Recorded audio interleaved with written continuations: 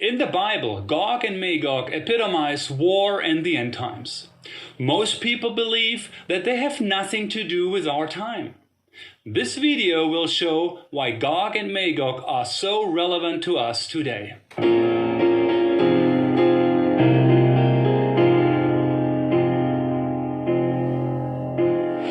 Gog and Magog appear together twice in the Bible. In the Old Testament, in the book of Ezekiel, chapter 38 and 39, and in the New Testament, in the book of Revelation, chapter 20. Let's read the verse in Ezekiel 38, verse 2 first. Son of man, set your face against Gog of the land of Magog, the prince of Rosh, Meshech, and Tubal, and prophesy against him. Here is the verse in Revelation 20, verse 7 through 9. Now, when the 1,000 years have expired, Satan will be released from his prison and will go out to deceive the nations which are in the four corners of the earth, Gog and Magog, to gather them together to battle, whose number is as the sand of the sea. They went up to the breadth of the earth and surrounded the camp of the saints and the beloved city. And fire came down from God out of heaven and devoured them. Both passages are about Gog and Magog. But are both passages referring to the same event? The answer is no, because the events occur at different points in time. Let's examine when each instance takes place. According to the Bible, the age that we are living in will come to an end, and the age that follows will be the age of Christ's millennial kingdom. In Revelation 20, verse 7, Gog and Magog will appear when the 1,000 years have expired, that is, at the end of the millennial kingdom. However, the Gog and Magog in Ezekiel refers to a different point in time, the present age, not at the end of the millennial kingdom, as in the passage in Revelation 20. In fact, Ezekiel's Gog and Magog refer to the war of Armageddon, which is the last war of our age. Revelation 16 describes the armies of the Antichrist, and they gathered them together at a place called in Hebrew Armageddon. This war at Armageddon takes place before the millennial kingdom, not after. Now there are 7 points that prove that Ezekiel is indeed talking about Armageddon and not the Gog and Magog at the end of the millennial kingdom. Point number 1, the gathering of the Jews. Concerning Gog, Ezekiel 38 and verse 8 says, "After many days you will be visited. In the latter days you will come into the land of those brought back from the sword and gathered from many people on the mountains of Israel, which had long been desolate. They were brought out of the nations, and now all of them dwell safely." These words certainly do not describe the time after the millennial kingdom. They describe what has already occurred historically to the nation of Israel. After the nation of Israel was completely destroyed by the sword of Titus, they were desolate and scattered for nearly 1900 years.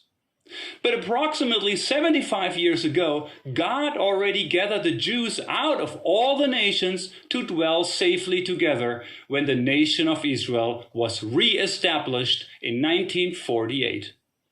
So the verse definitely refers to the age that we live in and do not have anything to do with the millennial kingdom. Reason number 2, the Jews will mourn for the Messiah. Concerning the Jews, Ezekiel 39 verse 26 says, "After they have borne their shame and all their unfaithfulness in which they were unfaithful to me, when they dwelt safely in their own land, no one made them afraid." As mentioned before, the Jews have been dwelling safely in their country since 1948. But at Christ's second coming, they will bear their shame and unfaithfulness, and will lament and weep bitterly for the Messiah. Why? because after they had crucified him, they have denied him for nearly 2,000 years, and now they will see him and recognize him. Zechariah the prophet confirms this about the Messiah. Then they will look on me whom they pierced. Yes, they will mourn for him as one mourns for his only son, and grieves for him as one grieves for the firstborn. Revelation 1 and verse 7 quotes this passage and shows that this will happen at Christ's second coming, definitely before the millennial kingdom. Like Zechariah, Ezekiel is also referring to the time before the millennial kingdom. Point number 3, the outpouring of the Spirit upon Israel. Ezekiel 39 and verse 29 says, "And I will not hide my face from them any more, for I will have poured out my Spirit on the house of Israel, says the Lord God." Zechariah also speaks of the same outpouring of the Spirit upon Israel. He says, "And I will pour out on the house of David and on the inhabitants of Jerusalem the Spirit of grace and supplication." God will not pour out the Spirit on Israel after the millennial kingdom. God rather will send the Spirit of grace and supplication for Israel's salvation before the millennial kingdom. Point number 4, the bowls of wrath. Ezekiel 38 and verse 19, 20, and 22 says, "Surely in that day there shall be a great earthquake in the land of Israel. The mountains shall be thrown down, the steep places shall fall, and every wall shall fall to the ground. And I will bring Gog to judgment with pestilence and bloodshed. I will rain down on him flooding rain, great hailstone, fire, and brimstone." This should immediately remind us of the 7 bowls of wrath. They are poured out on the Antichrist and on his kingdom. Here are some passages from Revelation 16. "So the first went and poured out his bowl upon the earth, and a foul and loathsome sore came upon man. Then the second poured out his bowl on the sea, and it became blood as the dead man, and every living creature in the sea died. Then the fourth angel poured out his bowl on the sun, and power was given to him to scorch men with fire. And a great earthquake came, such as a mighty and great earthquake has not occurred since men were on the earth. And great hail from heaven fell upon man, each hailstone about the weight of a talent." The bowls of wrath in Revelation are poured out before the millennial kingdom, not after. Another proof that Ezekiel is writing about the present age today. Point number 5, every man's sword against his brother. Concerning Gog, Ezekiel 38 and verse 21 also says, "I will call for a sword against Gog throughout all my mountains, says the Lord. Every man's sword will be against his brother." How will Gog and his army be defeated? Ezekiel tells us that they will slay one another. Zechariah confirms this and refers to Armageddon.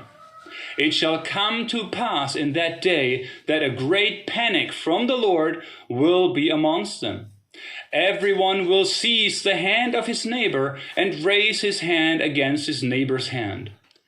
Confusion and chaos will erupt among the armies, so they will end up destroying themselves."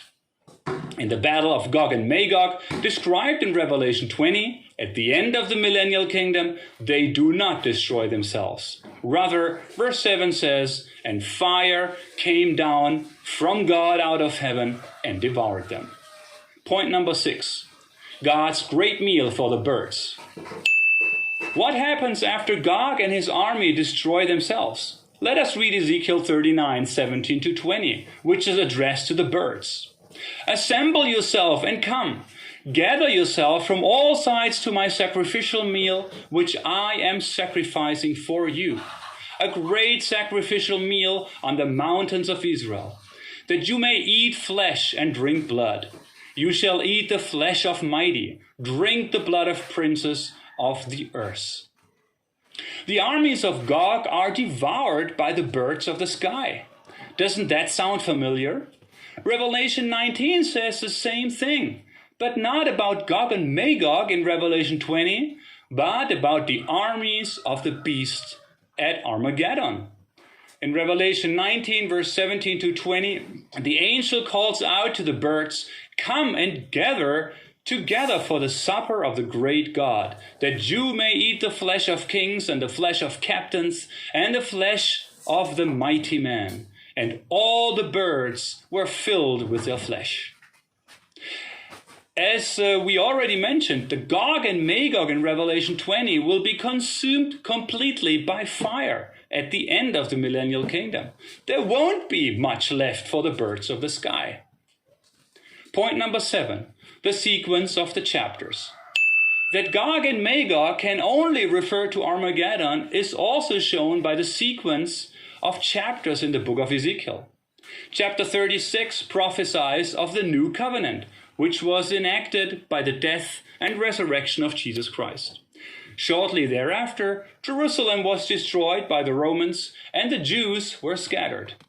Then in chapter 37, Ezekiel prophesies again about the gathering of the Jews and the revival of the nation of Israel, the bones of the dead that came to life. This occurred in 1948. Chapter 38 and 39 are about the war of Armageddon at the end of this present age. Then in chapters 40 to 48, Ezekiel describes in detail the temple of God during the millennial kingdom. This temple will be built at the beginning of the millennial kingdom, not at the end. To summarize, Ezekiel 38 and 39 do not refer to the end of the millennial kingdom, but rather to the battle of Armageddon that will occur at the end of this age. Why is this important? Because Ezekiel, like no other, describes important details about the war at Armageddon. For example, he reveals which nations will attack Israel. With this understanding, many things that are happening in Israel today become clear. Through Ezekiel, we can see that the current war in Israel is a preparation for Armageddon. Another sign that the time of Christ's second coming is very near. The next video will show which nation Ezekiel is talking about and what this means for the current development in Israel. So stay tuned. Jesus is coming soon.